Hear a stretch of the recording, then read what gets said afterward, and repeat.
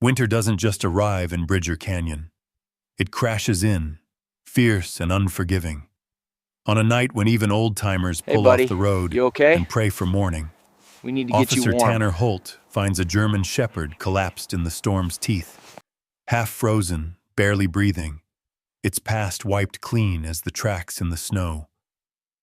But as the dog shivers back to life, questions claw at Tanner's mind. What secrets drove this animal into the heart of a blizzard?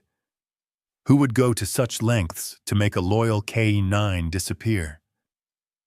Winter in Bridger Canyon did not simply arrive.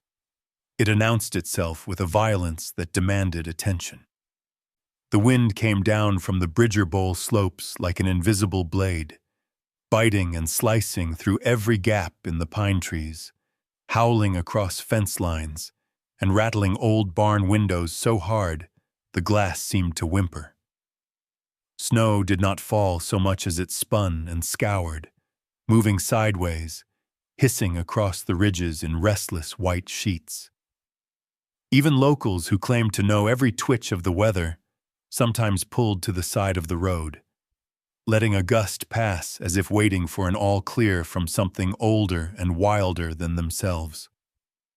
Tanner Holt drove his patrol SUV along the snaking county road, the tires wrapped in clumsy chains that bit and chewed at the ice-packed asphalt. With every slow rotation, the truck vibrated and groaned, a familiar ache he had long ago stopped noticing. On the passenger seat rode his battered thermos and the spiral notebook he used to track weather, strange calls, and his own restless thoughts. In the glove compartment was a spare bag of cat litter, one of his odd, stubborn habits, for dusting the steps at home and preventing slips, a habit inherited from years on the prairie, where a misstep could mean a broken leg in winter darkness. He wasn't supposed to be on this stretch of road tonight. The call had come in as a routine property check. Old Man Hibbert had complained about vandals near his hay barn. But something about the tone in the dispatcher's voice, the small hesitance before she'd said his name, had stuck with Tanner. Maybe it was the weather. Maybe it was the silence that came after. Either way, he had found himself driving slower than usual, headlights clawing through the swirling snow, his world shrinking to a narrow tunnel of cold light. Outside, the world was all movement and menace. The wind clawed at the side mirrors. Branches lashed the hood and the battered light bar. For a moment, as he crested a small rise, the snow cleared just enough for him to glimpse the old barn. Its roof sagged under a drift nearly 3 feet deep, the wood grayed and pitted by decades of storms. The fence line nearby was caked with ice, the wire gleaming faintly in the headlights. Something dark and shapeless huddled against the far wall, nearly invisible in the blizzard. Tanner eased the truck to a stop, every movement careful and deliberate. The radio spat static. No weather report, no other voices. He killed the engine and listened. The wind's scream became a high, metallic whine as it threaded through the broken boards. He reached for his flashlight, braced himself, and stepped out. The cold was immediate and punishing, a slap that took his breath away. The snow reached his ankles and threatened to suck his boots from his feet. Every step was a fight against gravity and ice. He paused at the edge of the barn, scanning the shadows, his hand resting on the grip of his flashlight. The beam cut through the darkness, sliding over piles of old lumber, a toppled water trough, and then, just at the edge of the wall, a shape, low and unmoving, pressed tight to the corrugated steel. He called out, more for form than hope, but his voice was lost to the wind. Moving closer, he realized what he was looking at. A dog. Large and still, its fur rimed with frost. Even in the weak, jittery light, he saw that it was a German shepherd, its body curled in a defensive knot, legs tucked beneath, head resting on the snow. The animal did not flinch or rise. For a moment, it seemed more statue than living thing. Kneeling, Tanner brushed the snow away from the animal's muzzle. The fur was coarse and icy, the breath, if any, impossibly shallow. He slid his bare hand under the chest, searching for a heartbeat. For one dreadful instant, he thought there was nothing but cold silence. Then, faint and stuttering, came a weak, uneven rhythm, so slight he could have missed it if he had blinked. Gently, he shrugged off his heavy-duty parka and wrapped it around the dog's body, careful not to jar its limbs. The coat dwarfed the animal, but it was the only shield against the cutting wind. Tanner hoisted the shepherd, surprised at its dead weight, far heavier than it looked. The dog's head lolled, and a hoarse, broken whine escaped its throat, but there was no struggle, only the reflexive shudder of muscles in shock. The walk back to the truck was an ordeal, snow biting at his legs, the dog cradled in his arms, the wind battering at his back. He managed to open the passenger door with his elbow, settled the shepherd on the seat, and cranked the heater as high as it would go. For a minute he sat there, hands shaking, not just from cold, but from something else, something deeper. The old, unwelcome memory of another rescue gone wrong. The sound of metal on ice and a voice lost in the wind. As the truck idled, he checked the dog more closely. The collar was an old strip of cracked leather, the buckle worn and the tag nearly illegible. Fumbling in the half-light, he spotted something odd.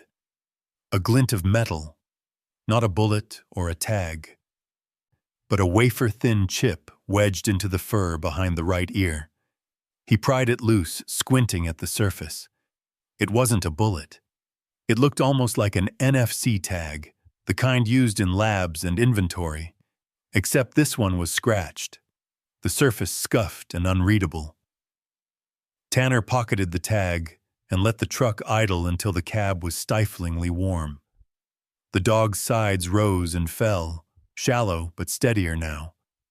He turned on the radio, called dispatch to report the stray, then turned toward Bozeman and the veterinary clinic on the edge of town, his thoughts crowded with questions.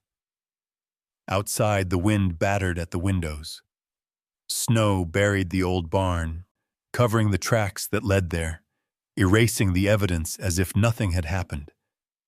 But inside the cab, warmth began to seep into the bones of the animal at his side. And as the lights of Bozeman flickered into view, Tanner glanced at the sleeping dog, feeling the first prickling of something he hadn't known in a long time, hope, and the beginning of a mystery that was just starting to unfold. The veterinary clinic at the edge of Bozeman sat beneath the wavering glow of a sodium street lamp, its parking lot buried under a crust of fresh snow. By the time Tanner arrived, the last of the storm's fury was drifting east, leaving behind a hush that seemed to press down on everything. He parked close to the door, engine running, heater humming with exhaustion. For a long moment, he stared out into the dark, gloved hands tight on the wheel, his own breath fogging the glass. The German shepherd was motionless on the passenger seat, parka still wrapped around its body, eyes half-lidded, but alert in the orange spill of the dashboard light. Inside, the clinic was warm and spare, the air thick with the faint tang of antiseptic and wet fur. Dr. Mariah Keene moved with silent efficiency, barely glancing at Tanner as she gathered warming gel packs from a cabinet and spread them across a metal exam table. She spoke little, her focus on the animal.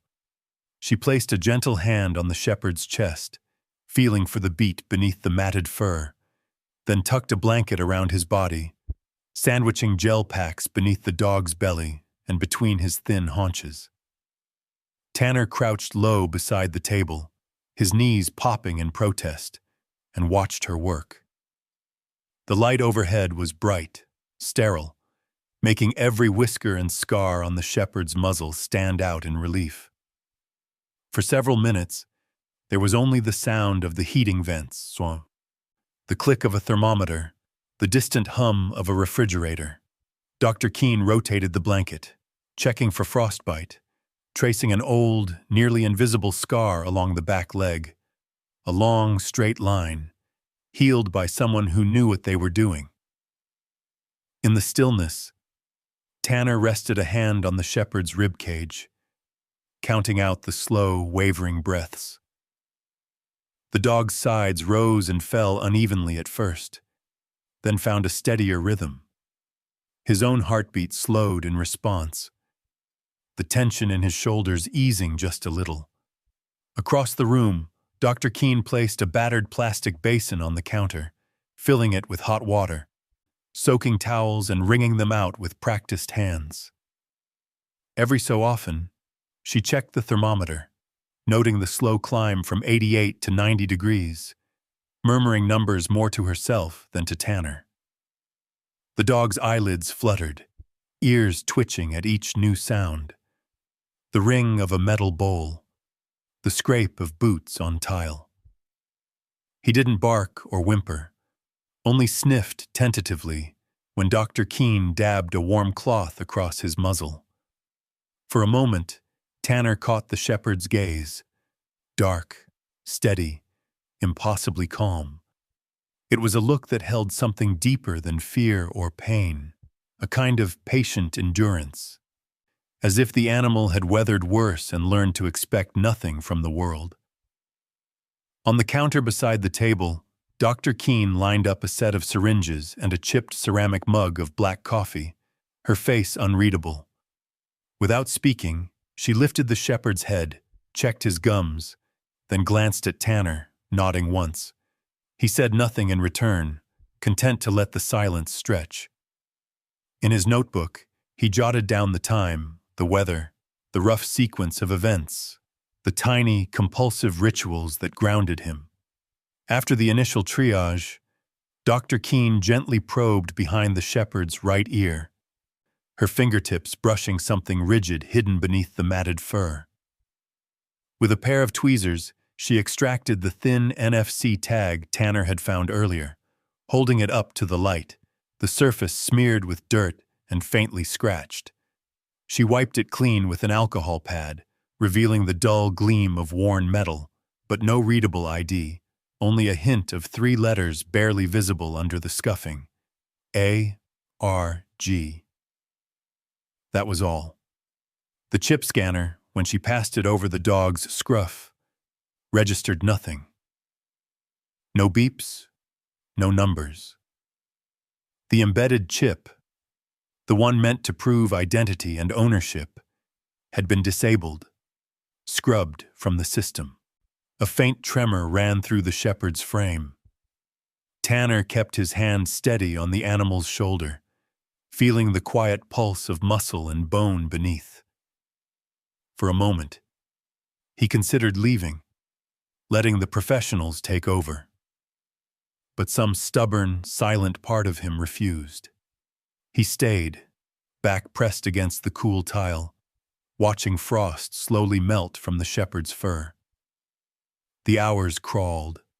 Outside, the world was black and silent, the wind finally spent.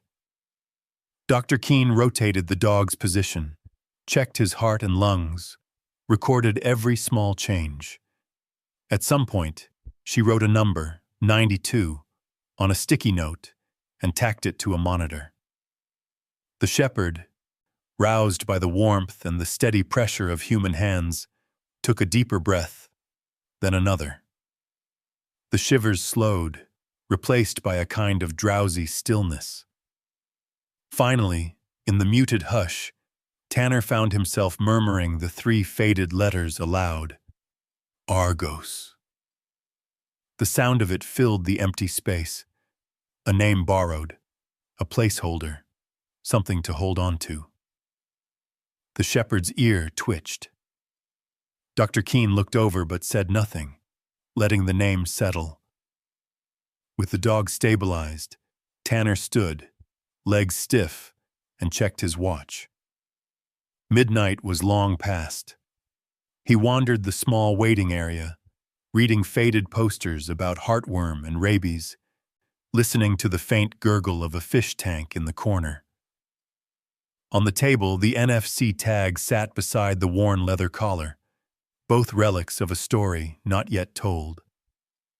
When Dr. Keene finished, she let Tanner sit beside the shepherd, hand resting on the animal's shoulder, as the first hint of dawn colored the sky outside. The temperature had climbed. The dog's breath was deeper now, and a measure of life had returned to the dull, frost-bitten fur. But the biggest question lingered. Where had Argos come from, and what was he running from, out there in the snow and silence of a Montana night? The answer, Tanner knew, would not be found in any database or patrol report. It was something hidden, buried beneath layers of ice and memory, waiting for the thaw. Morning light crept into Bozeman thin and blue, casting sharp shadows across the snow-stained parking lot of the Foothills Veterinary Clinic. The wind had quieted, leaving only the dull hush that follows a night of violence, the kind of cold that settles deep in bone and memory. Tanner stood at the window with his coffee, looking out at the half-buried tire tracks that twisted through the drifts. In the corner, Argos slept, chest rising and falling in an exhausted rhythm. A faded blanket wrapped around his body. Routine pulled Tanner forward. Before the town fully woke, he returned to the barn near Bridger Canyon, following the same narrow roads, the county plow having made only a single half-hearted pass. He took mental notes of everything: the crust of snow on the mailbox, the icicles bent by last night's wind, the brittle hush that clung to the fence posts. The barn looked even smaller in daylight, battered and colorless. The only sign of life a scatter of magpie tracks near the door. Tanner's boots broke through the top layer of snow, crunching down to frozen dirt beneath. At the side of the barn, he crouched, the cold biting into his knees. His eyes traced the ground, searching for patterns that others might miss. There, pressed into the snow, half filled with drift, were the telltale marks of small, knobby tires. Not the wide, deep tracks of a farm truck, but the tight, almost surgical indentations of a refrigerated delivery van. The rubber left a thin, dark trace where it met the underlying ice.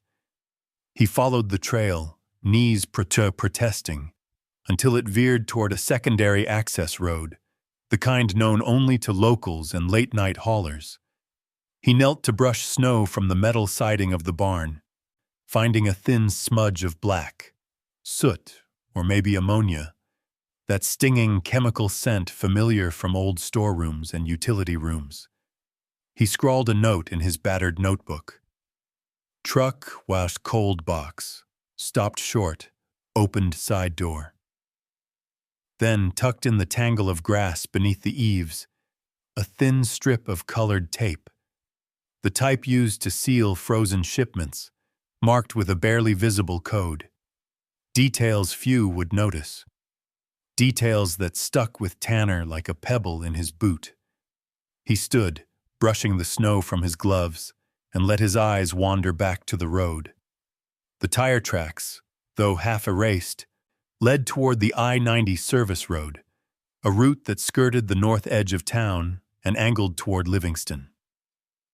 Livingston, with its old rail yards and the hulking shadow of the harbor cold storage on the outskirts. That storage complex had a reputation, its hulking warehouse blocks standing apart from the town proper, guarded by chain link and patrolled more by rumor than security cameras. Tanner made his way back to his SUV, knuckles aching from the cold. In the cup holder, his thermos had gone tepid, the coffee inside turning bitter as old regrets. The heater groaned, fighting to push the chill from the cab as he drove. replaying the morning's discoveries in his mind. Every sense, every habit he had built over decades, told him this was no simple stray dog case. There was a pattern in the details, a story pieced together from old scars and broken routines. He arrived back at the clinic just after the sun had broken through a bank of clouds, the light painting the frost on the windows with shifting rainbows. Dr. Keene greeted him with a silent nod, her face drawn from a night spent watching over Argos. The dog was awake now, lying still but alert, nose testing the air for familiar scents. Tanner bent to examine the collar again, rubbing his thumb along the inner surface. There, just beneath the buckle, was a barely legible inscription, worn by years and weather. MNT K9 PC, Montana K9, Park County. He felt a chill that had nothing to do with winter. Park County was half a day's drive east, a world away for most, but not for a K9 like Argos. Tanner's mind raced through old news stories, warehouse fires, failed drug busts, rumors of police evidence gone missing. Argos was no street stray. He was a working dog, once valued, now discarded, and someone had gone to the trouble of disabling his chip, erasing his trail from official records. Tanner paged through his notebook, searching for any clue. There it was, a routine dispatch note from weeks earlier, flagged as spam by the automated system. Reefer truck, unmarked, spotted near Livingston, midnight. He remembered the call. He'd been on the other side of the county, tied up with a minor accident. The system had marked it as low priority, lost among the hundreds of minor alerts that fill a rural dispatcher's night. Now, viewed through the lens of Argos's story, it felt like the edge of something much larger. Returning to the clinic, he found Dr. Keene running a scanner across Argos's neck, frown deepening when the device gave only a hollow beep. The chip inside Argos was blank, wiped clean. Tanner handed her the strip of cold storage tape, watching her examine it with the care of someone who knew how details mattered. In silence, he wrote another line in his notebook. Evidence erased. History stolen. He sat on the floor beside Argos, the dog shifting closer, head coming to rest against his leg. Outside, traffic began to hum, life in Bozeman moving on, oblivious to the secrets carried in a dog's fur and a night's silence. Tanner pressed his palm to Argos's side, feeling the thrum of a heartbeat that had survived more than cold. The questions grew heavier, about Park County, about what Argos had been made to forget, and about the trucks that moved in the dark, their roots carved into the winter by wheels and secrets. As the morning wore on, one thing became clear. There were pieces of this story hidden all across the valley, buried beneath snow and the silence of those who knew how to keep it. And somewhere, on the edge of memory and night, the truth waited, cold and unclaimed. The day bled quietly into evening, Montana's sky darkening by degrees as clouds gathered again over the Gallatin Valley. Tanner spent the hours in silent ritual, scanning the case notes, replaying the morning's evidence in his mind, and watching Argos as the dog grew steadier on his feet. There was a restlessness beneath the surface, a sense of being watched that prickled Tanner's skin in odd moments. A car pausing just a fraction too long at the intersection, headlights sweeping the clinic's parking lot as dusk settled in. He stayed late at Foothills Veterinary Clinic, finding comfort in the anonymity of fluorescent lights and the steady, routine noises of Dr. Keene's world. After her last client left, she kept to her quiet habits, stacking paperwork, scrubbing out stainless steel bowls, checking Argos's vitals with practiced, gentle hands. The dog seemed changed since the morning. His coat drier, eyes clearer, posture alert but wary as he padded between Tanner and the exam room door. Outside, the wind had died down, leaving behind an eerie hush broken only by the crunch of snow beneath passing tires. It was just before 9 when Tanner's phone buzzed, an anonymous message, texted from a number with no caller ID. "Don't dig in the snow." The words blinked on the screen, simple, stripped of context, chilling in their brevity. Tanner stared at the message for a long time, then tucked the phone away, writing the phrase in his notebook, another small detail to be studied later. That same hour, an unfamiliar SUV began to haunt the lot behind the clinic. Its windows were tinted nearly black, the paint dull in the streetlight's glare. It crept in slow, silent circles, once, twice, engine rumbling so low it nearly disappeared into the soundscape of night. Tanner stood inside behind the blinds and watched as the vehicle paused, then slid away into the darkness. He made a habit of noting every detail: the shape of the grille, the flicker of an unlit license plate, the faint scuff mark above the rear wheel. No logos, no stickers. A ghost among the usual Fords and Chevys of Bozeman. Inside, the clinic felt suddenly smaller. Dr. Keene noticed the change in Tanner's expression, but didn't press. She worked methodically, bagging medical waste, folding clean towels, moving with the quiet authority of someone who'd seen her share of late-night emergencies. Argos grew restless as the night deepened, ears flicking at each creak, tail thumping softly whenever Tanner moved. Even in rest, the dog's body was tense, a coil of muscle ready to spring, as if he too sensed the shift in the air. Tanner settled onto the battered vinyl bench in the waiting area, legs stretched out, notebook open on his lap. He let the silence settle around him, punctuated only by the hum of the heating unit and the scratch of his pen. He tried to focus on the familiar patterns, what he knew about Park County, the warehouse fire, the erased chip, the clues that kept circling back to frozen cargo and unmarked trucks. The discipline of writing calmed him, as it always did, allowing him to distance himself from the anxious pulse in his chest. Argos lay on the floor beneath Tanner's feet, eyes half closed, body curled protectively so that anyone passing through the front door would have to step over him. Occasionally, his ears would twitch, and he'd lift his head, nose pointed toward the faintest shift of air.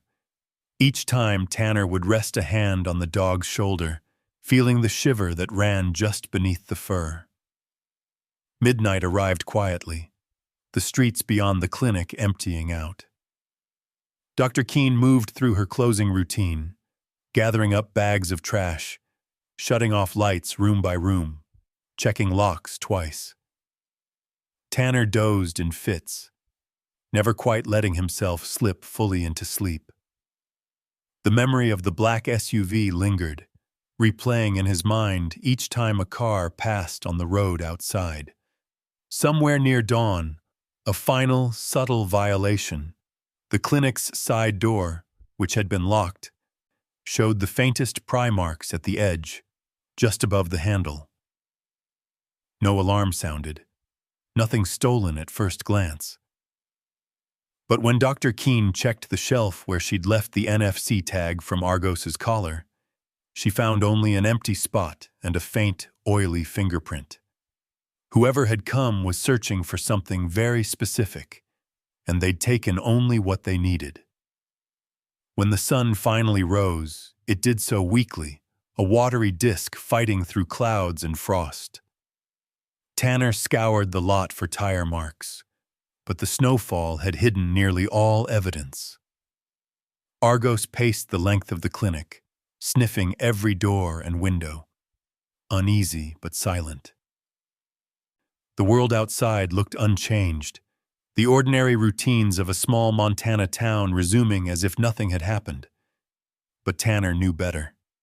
The message, the SUV, the missing tag. These were warnings, each sharper than the last. Someone wanted the trail cold, the past erased. Yet, standing in the weak morning light with Argos pressed against his leg, Tanner understood something new. What had started as a rescue in the snow was now a confrontation, a silent war between those who concealed the truth and those who refused to let it disappear beneath another winter's silence. The battle lines had been drawn, and the next move belonged to the ones still willing to search. By the time Tanner reached the outskirts of Livingston, the sky had brightened into a sullen, pewter gray, the sun just a pale suggestion behind another band of low, snow-choked clouds. The road east was a patchwork of ruts and old salt, lined with wind-scoured drifts that funneled the cold straight into the bones. Argos rode in the back seat, chin on the edge of the window, eyes tracking the blur of highway and fence posts, a silent sentinel for whatever came next. The harbor cold storage loomed in the distance, a row of low, windowless buildings wrapped in barbed wire and the lingering scent of ammonia.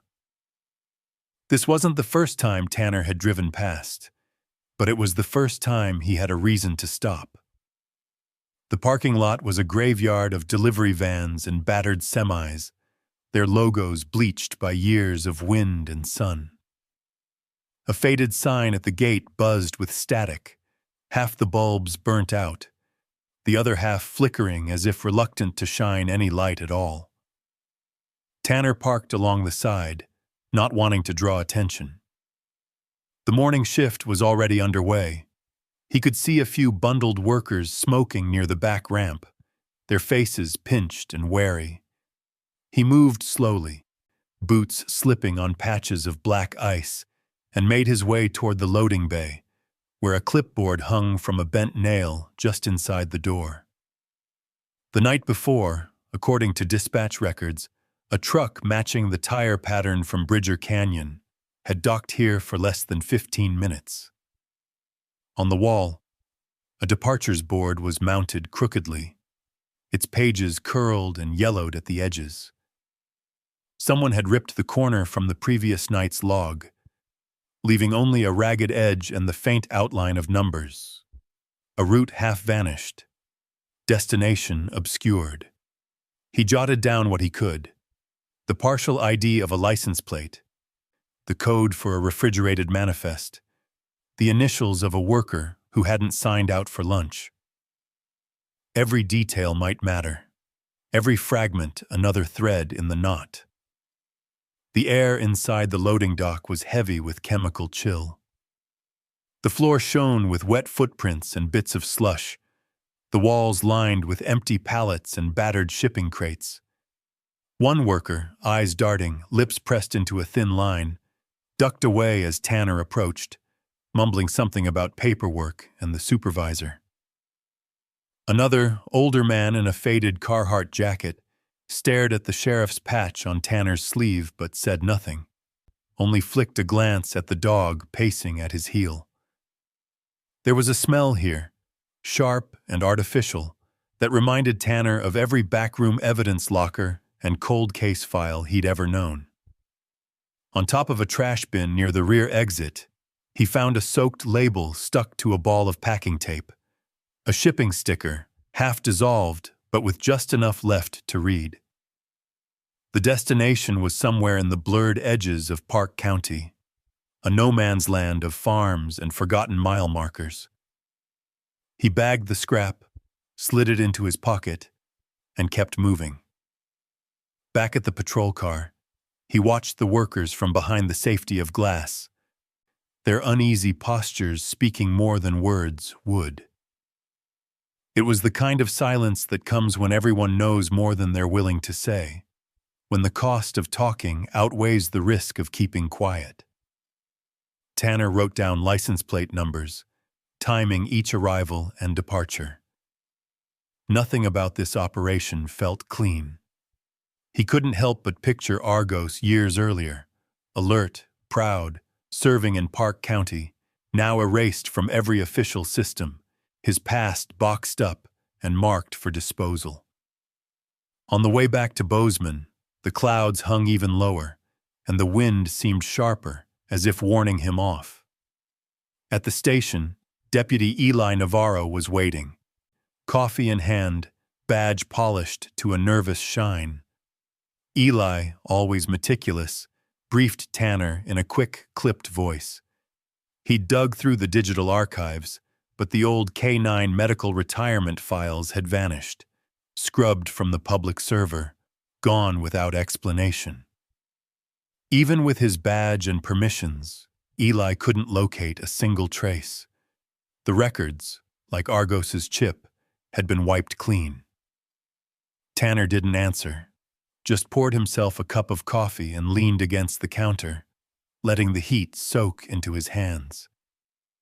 He thought about the clinic, about the silent warnings, the SUV, the missing NFC tag, the side door's subtle pry marks. Patterns were forming, too deliberate to be random, too careful to be coincidence. Whoever was covering their tracks had resources, reach, and a cold patience that matched the storage freezers at Harbor. Before he left the station, his phone buzzed again. This time it was Dr. Keene, her message brief but charged with meaning.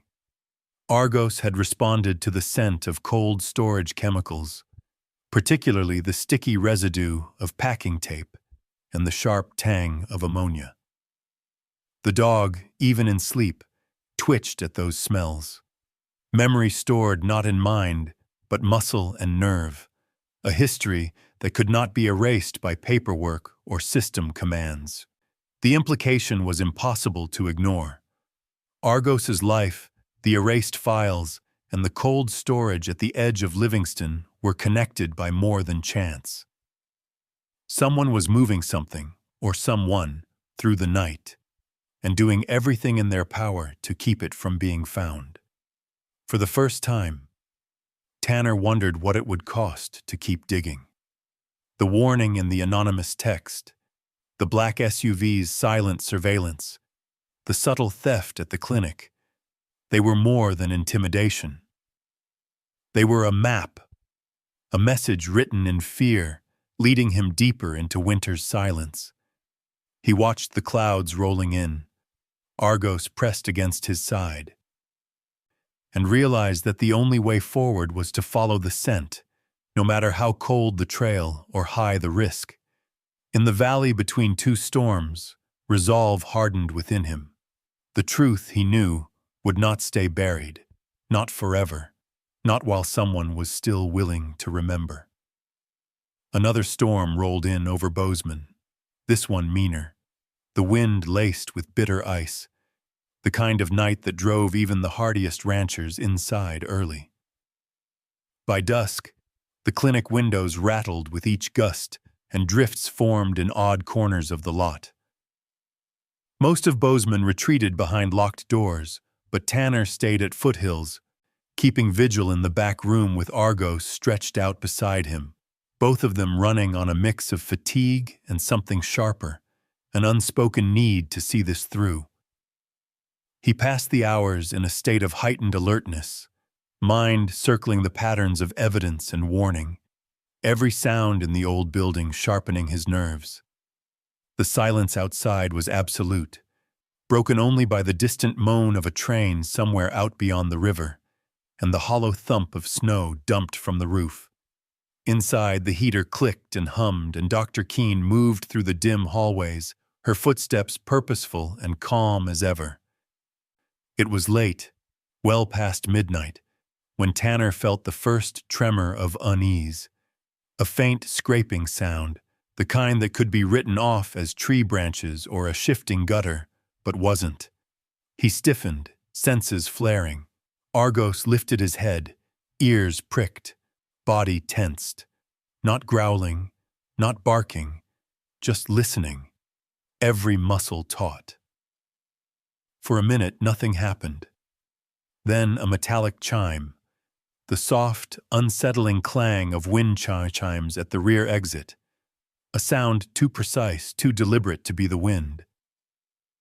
Tanner stood and crept toward the back of the clinic, every sense straining. The emergency exit had always stuck a little, but now it hung half ajar, letting a knife blade of cold air slice into the hallway. Argos pressed close, blocking the gap with his body, his gaze locked on the frosted window. Outside, the parking lot was a canvas of white, broken by a series of fresh, sharply outlined footprints. They led from the sidewalk to the door, and then back again. Short, hurried steps, deeper impressions where someone had paused or turned. Suddenly, a glint of movement flickered past the glass, a shadow slipping away toward the alley. Tanner reached for his radio, but hesitated. Argos whined, a low, uncertain sound, then stepped forward as if to follow. Before Tanner could act, there was a sharp, unnatural pop, a hiss of compressed air, and the window beside the door shattered in a perfect spiderweb of cracks. A small, metallic dart embedded itself in the frame just above Tanner's hand, the feathered tail quivering. He recognized the tranquilizer immediately.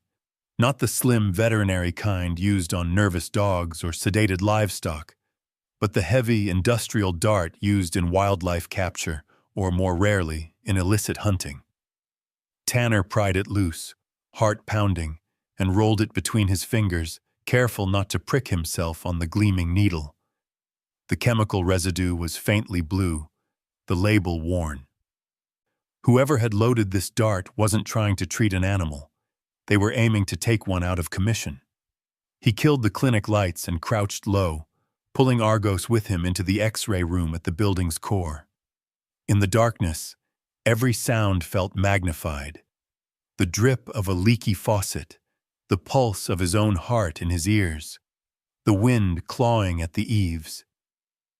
For several minutes, Tanner held his breath, listening for any sign of pursuit, any footsteps in the hallway. None came. The world outside the windows was an unbroken sea of white, the alley deserted but for the echo of danger. When he finally risked moving again, Tanner kept the dog close, his own movements slow and deliberate. He gathered the evidence, a dart now carefully bagged, the shattered glass swept into a pile, a single muddy boot print left just inside the door. The implications were unmistakable. Someone had come not for theft, not for confrontation, but to remove Argos. Whatever secrets the dog held, they were important enough for someone to brave a blizzard, to move in the dead of night, to risk everything for silence. Dawn took its time arriving, reluctant and pale, revealing the chaos in sharp silver light. Dr. Keene arrived early. Her face set and unreadable as she surveyed the broken window and the anxious dog at Tanner's side.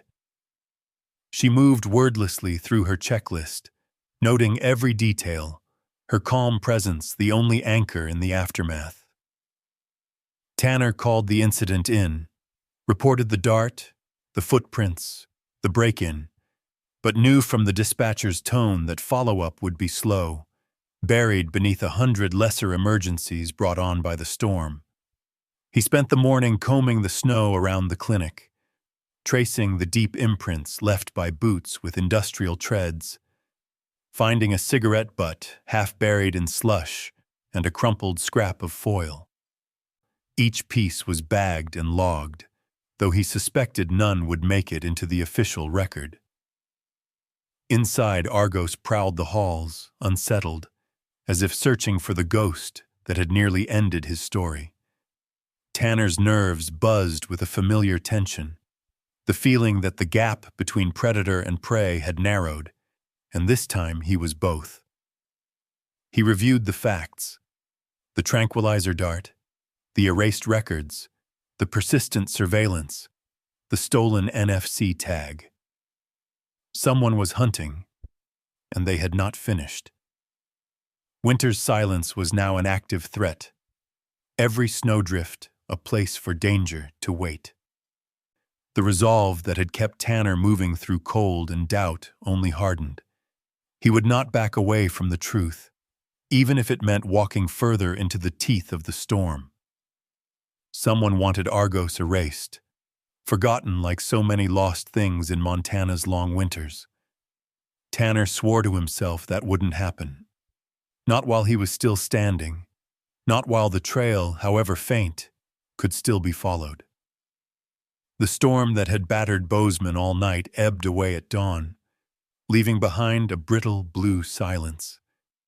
The city seemed to hold its breath, snowdrifts sculpted by the wind into pale, glimmering dunes. The landscape washed clean, but for the evidence, Tanner and Argos alone understood how to read. That morning, with the memory of the tranquilizer dart still raw in his mind, Tanner found himself unable to shake the image of footprints pressed deep into the snow, each step a message left by a shadow that would not go away. With Argos at his side, Tanner studied the alleyway behind the clinic one last time, searching for patterns. A faint trail, just the suggestion of a scent, pulled Argos toward the edge of the lot, where the wind had banked the snow high against the fence. The dog's movements were methodical, nose low, body tense, every so often pausing to press closer to Tanner, as if reassuring himself. It was a kind of partnership forged not by commands, but by necessity, and a quiet trust born of the past day's turmoil. By noon, Tanner knew he had no choice but to chase the trail further, away from the safety of town and into the winter wilderness beyond. His mind circled back to the fire in Park County, the old cold storage routes, the erased dispatch logs, all of it converging, inexplicably, at the edges of Hyalite Canyon, a place where secrets had a habit of staying buried for seasons at a time. He loaded Argos into the SUV and drove south, the engine whining against the cold, the tires grinding over ice-slick roads. The journey took them through a corridor of blackened pines and rock wall walls veined with frozen waterfalls. The further they drove, the fewer signs of civilization. Cabins long since abandoned, a single set of snowmobile tracks leading off toward the reservoir. The world narrowed to shades of white and blue and the low thrum of his own heartbeat. Near the mouth of the canyon, Tanner parked beneath the sagging steel of a railroad trestle, the beams crusted with icicles, the ground below a mosaic of black ice and packed snow. Argos leapt out, his paws crunching across the frozen crust, moving with more purpose than Tanner had seen since the rescue. The dog circled, nose working furiously, and stopped suddenly at a place where the snow had an odd, uneven sheen. There, just beneath the bridge, the ice was thinner, a shallow gray depression mottled by wind and old ash. Argos began to dig, each movement growing more frantic as his paws unearthed layers of slush and dirty ice.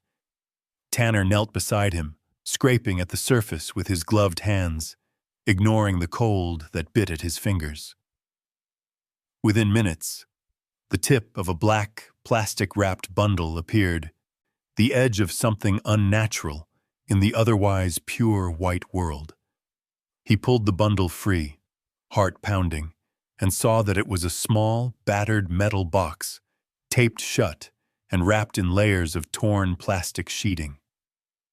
Inside, cushioned by a rag that still stank faintly of smoke, was an old K9 collar, the leather scarred, the nameplate faded but still just legible, ARG.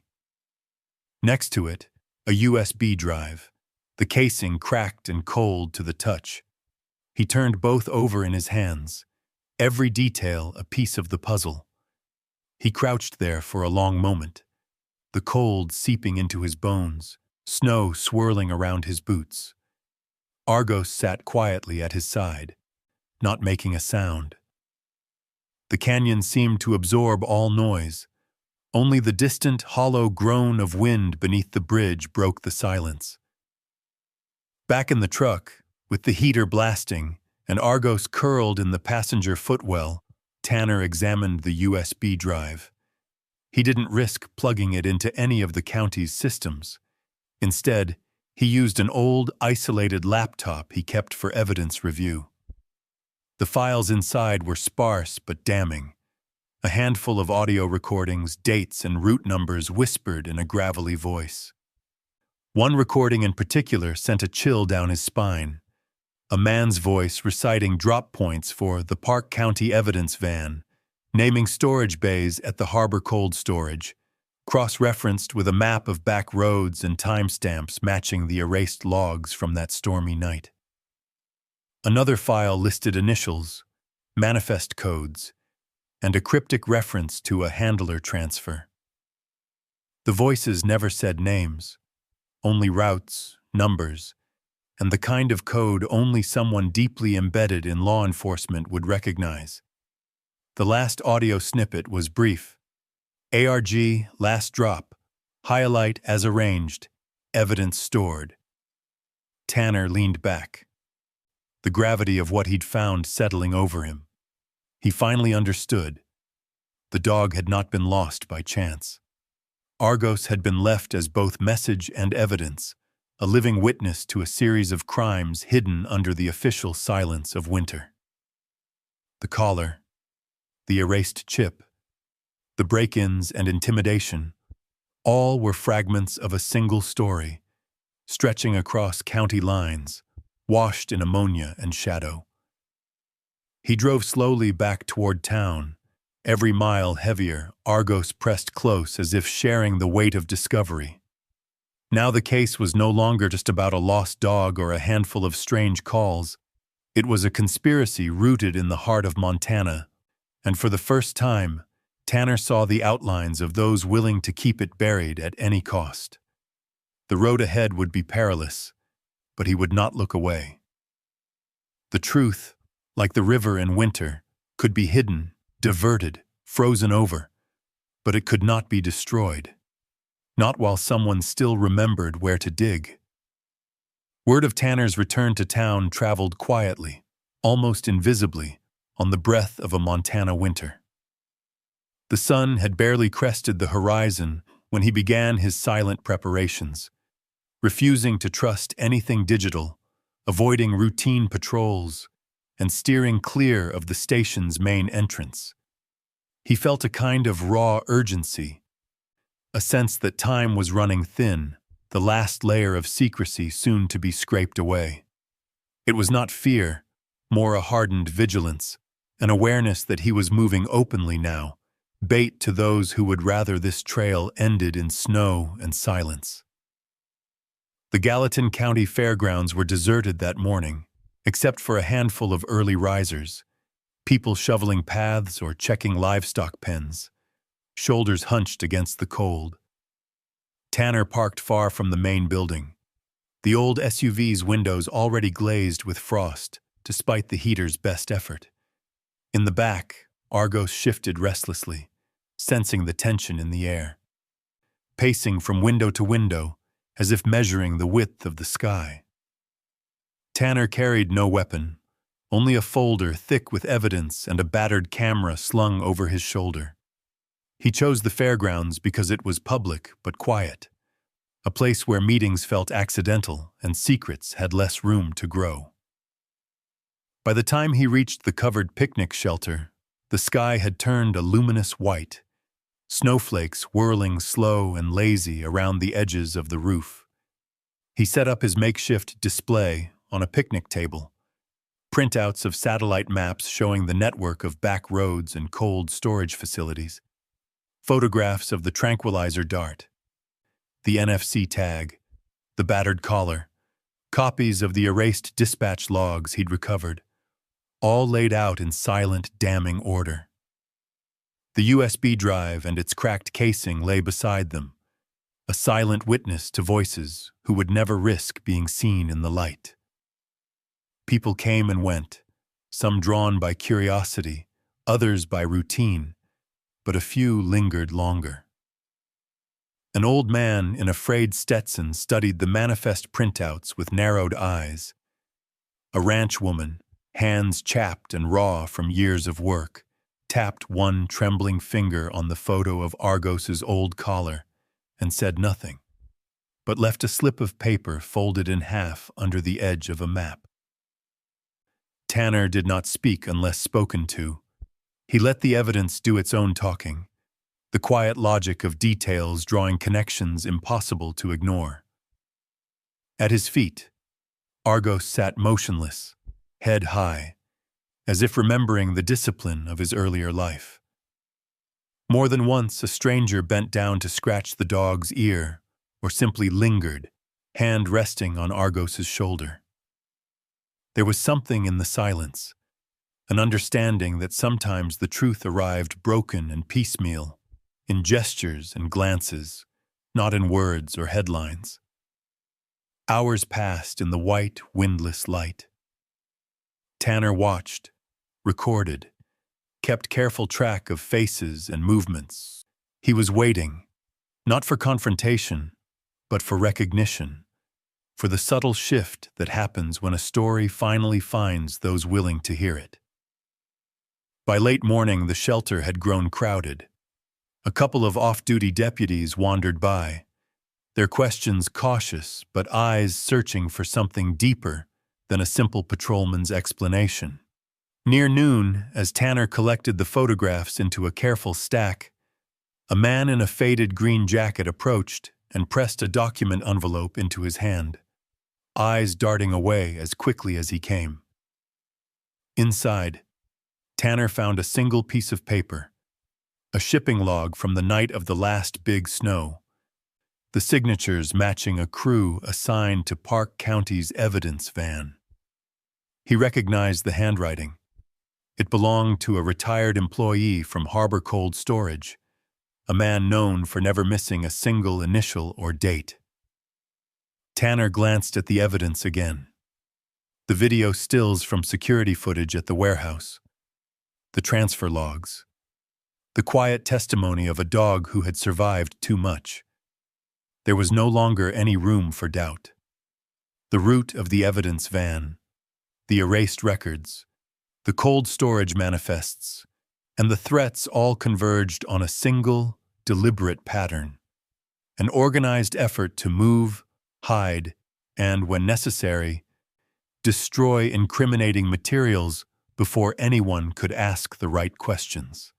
He left the fairgrounds just as the first flakes of a new storm began to fall, Argos at his side, both of them moving through the thinning crowd with an easy, practiced caution. He had not spoken his accusation aloud, but he no longer needed to.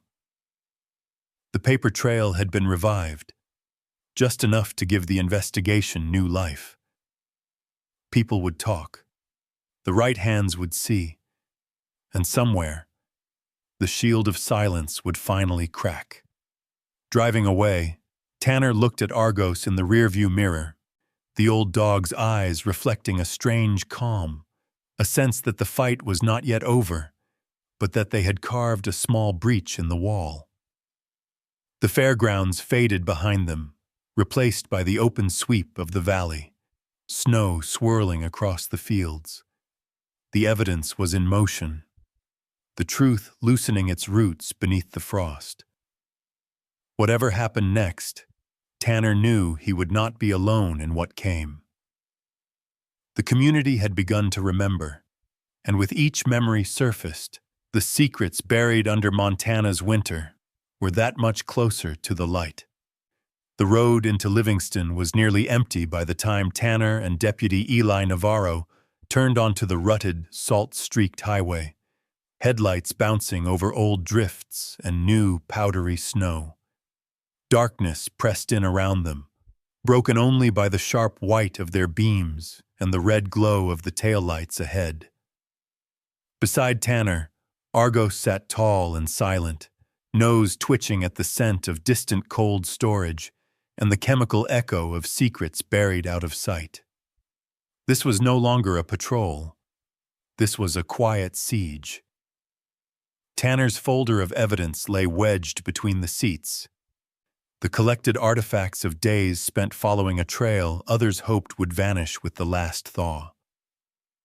Eli was new to nights like this, his knuckles white on the wheel as they approached harbor cold storage at the edge of town.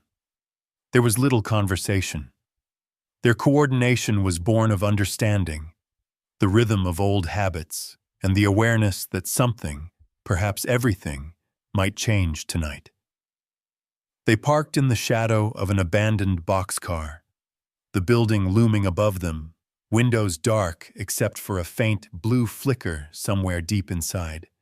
Steam curled from a rooftop vent, vanishing into the high, dry air. The lot was half empty, but Tanner noted the presence of a familiar van, the side marked only with a ghost of old paint and the sharp outline of regulatory stickers.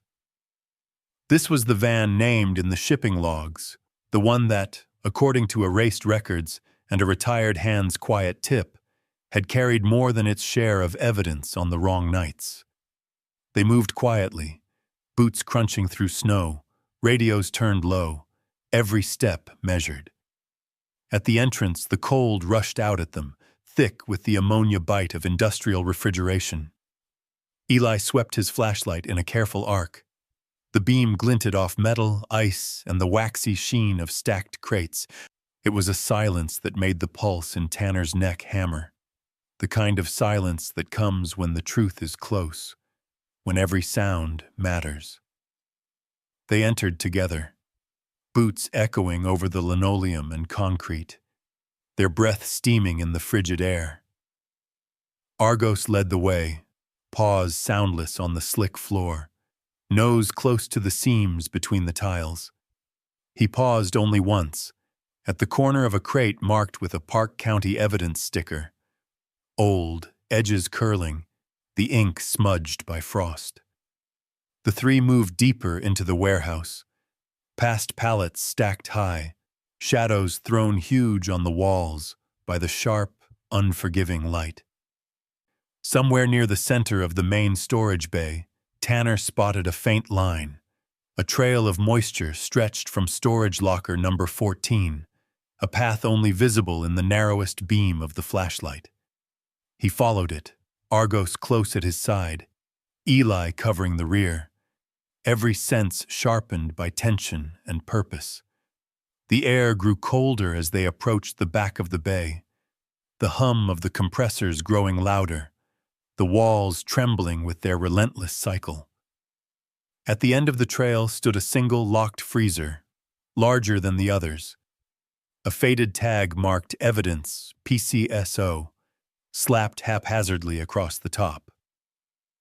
Tanner pressed his hand to the steel door, feeling the low, steady vibration of machinery behind it, the sound of something concealed but still alive in its own mechanical way. He knelt, examining the lock, while Eli swept the floor for tracks. Argos stood alert, body rigid, nose pointed directly at the crack in the door. There was a sound, so faint that Tanner almost missed it, a slow, rhythmic thumping from deep inside, like the heartbeat of a trapped thing. Eli's voice was barely above a whisper as he handed over a set of lockpicks, his own hands shaking despite the gloves. The lock gave with a soft click, the door swinging open to reveal a plastic storage bin sealed tight, condensation beading along the rim. Tanner's hands worked quickly, slicing through the tape, peeling back layers of plastic until the interior was revealed. Sealed bags marked with case numbers, a collection of old tags, pieces of uniform fabric, and at the very bottom, another worn collar. The initials ARG, just visible in the light. He photographed everything, careful to capture each angle, each serial number, each scar and imperfection. Eli kept watch, his eyes never leaving the door.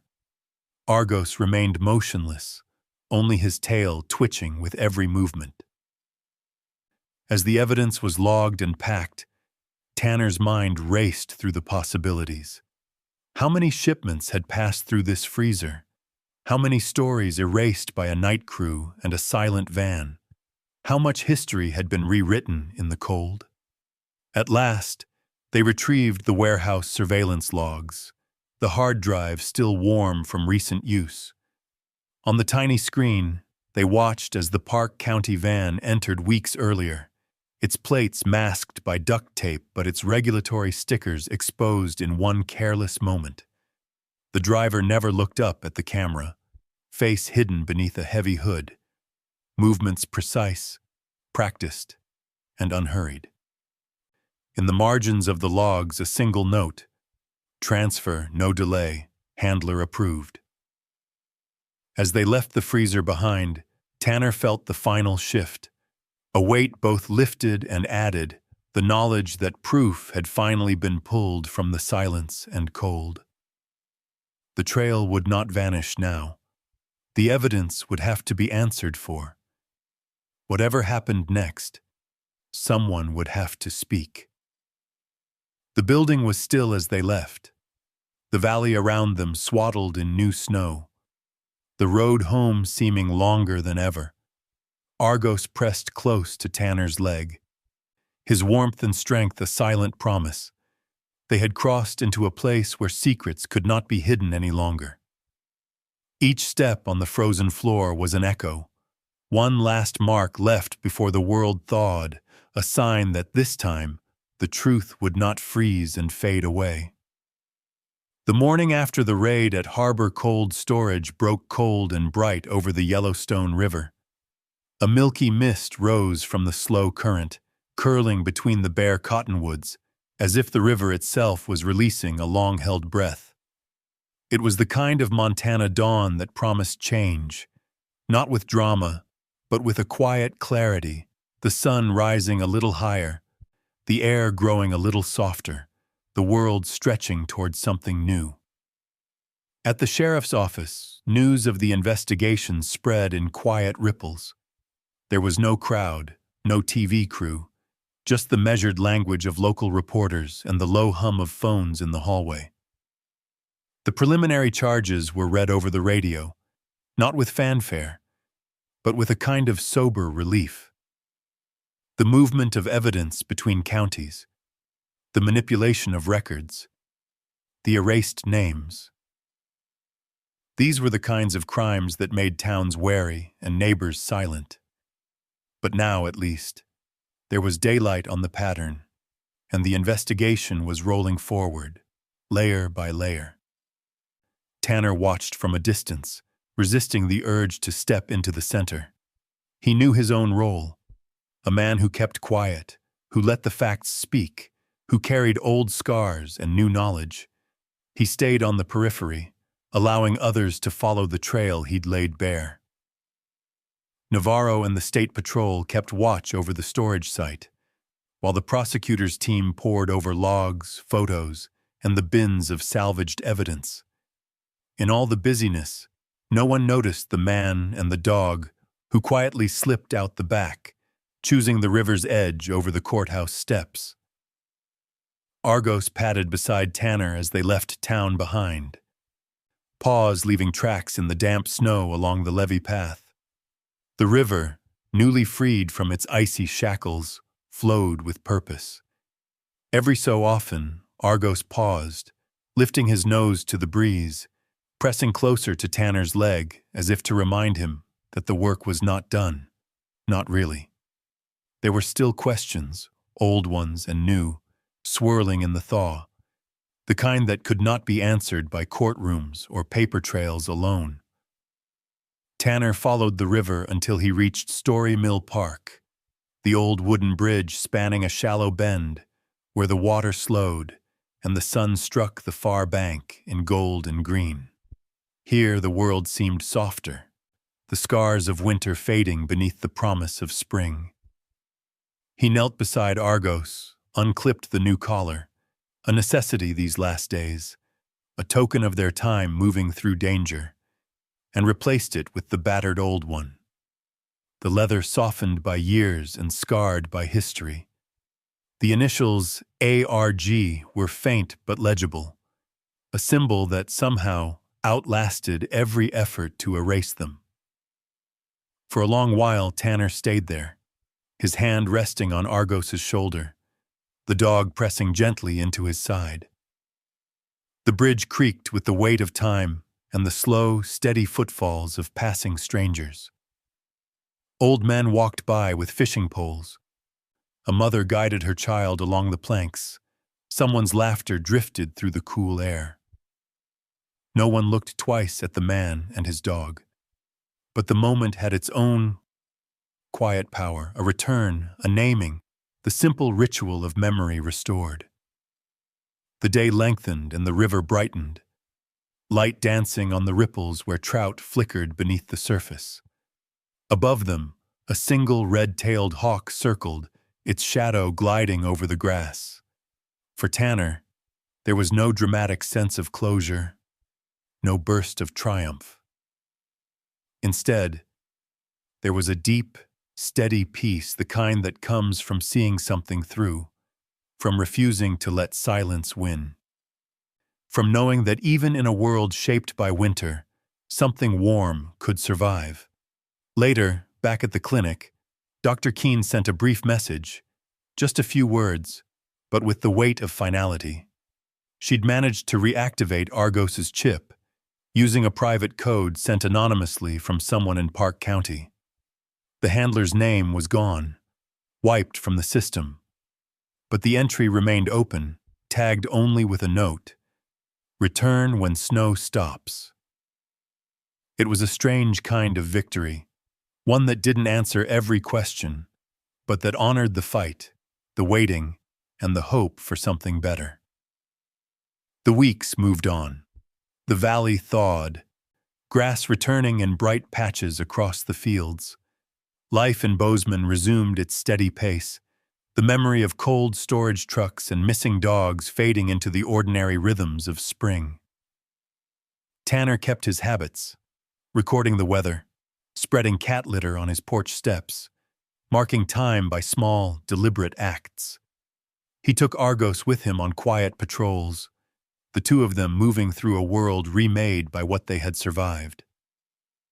Some nights, when the wind rattled the windows or a train howled across the plain, Tanner thought of the stories still buried beneath Montana's snow, the secrets that waited for thaw, for patience, for the right eyes to find them.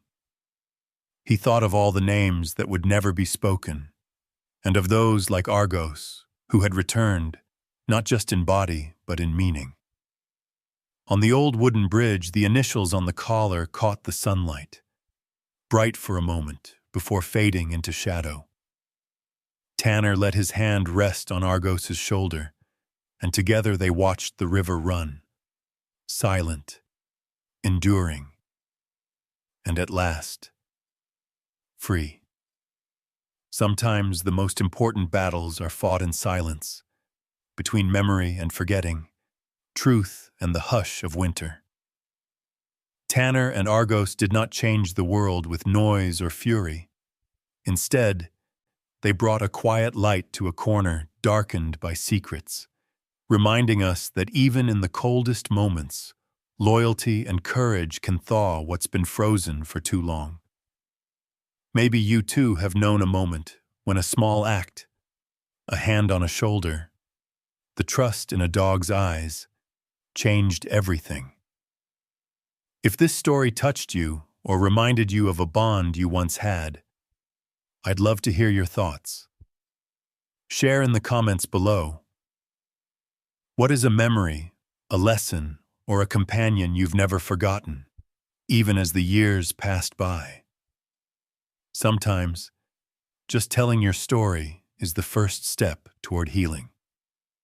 Thank you for watching, and for keeping these quiet miracles alive in your own way.